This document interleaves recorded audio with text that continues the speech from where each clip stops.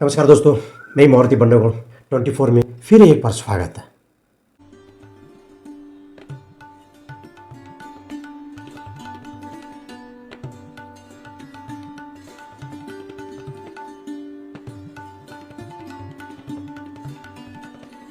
प्रथेप्रमाणे आपण दीप प्रज्वलन यांनी कार्यक्रमाची सुरुवात करतो, पण आपण सगळेच भारत मातेची लेकरं आहोत, त्यामुळे मी सर्व प्रमुख पाहुण्यांना विनंती करतो की भारत मातेचं पूजन करून आजच्या कार्यक्रमाची सुरुवात करावी।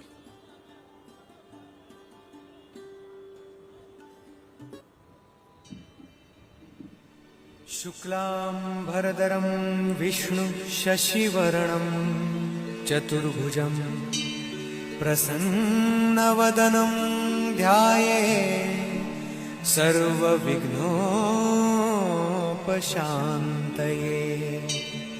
अगजानन पद्मार्कं गजाननमहर्षिषम् अनेकदन्तं भगतानां एकदन्तम् उपासमहे। गुरुर्ब्रह्मा गुरुर्विष्णु गुरुर्देवो महेश्वरः गुरुर्साक्षात् परब्रह्म तस्मै श्री गुरुवे नमः।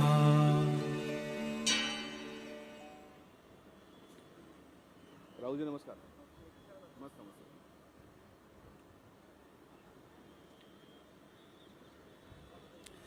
सर्व प्रमुख पाहुण्यांचं आज इथे आगमन झालेलं आहे। उपस्थित सर्व शिक्षक वर्ग, विद्यार्थी मित्रमैत्रिणी आणि उपस्थित सर्व ज्येष्ठ, त्या सगळ्यांना मी प्रेमपूर्वक वंदन करतो। कालच आपला महाराष्ट्र दिन आपण सर्वांनी उत्साहात साजरा केला। सगळ्यांना एकदा प्रेमपूर्वक जय महाराष्ट्र।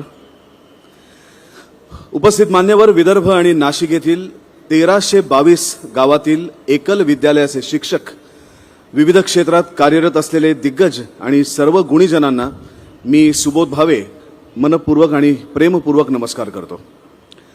आज आपण इथे कर्मयोगी 2026 या कार्यक्रमासाठी एकत्र जमलेलो आहोत।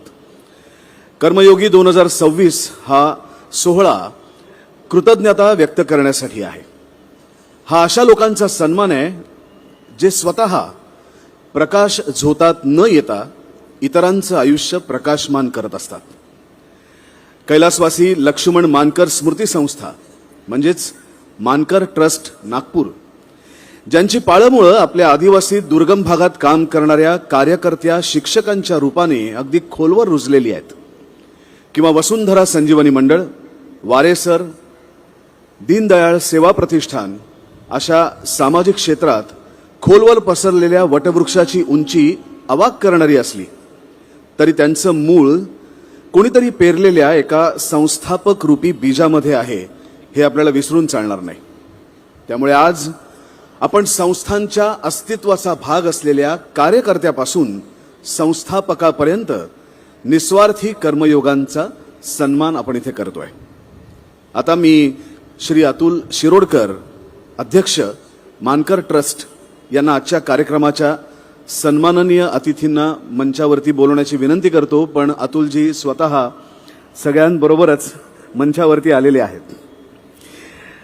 मी सगळ्यांचं मनपूर्वक स्वागत करतो। भारत मातेच्या प्रतिमेला पुष्प वाहिली आणि आज आपण आपल्या कार्यक्रमाची खऱ्या अर्थाने सुरुवात करतोय।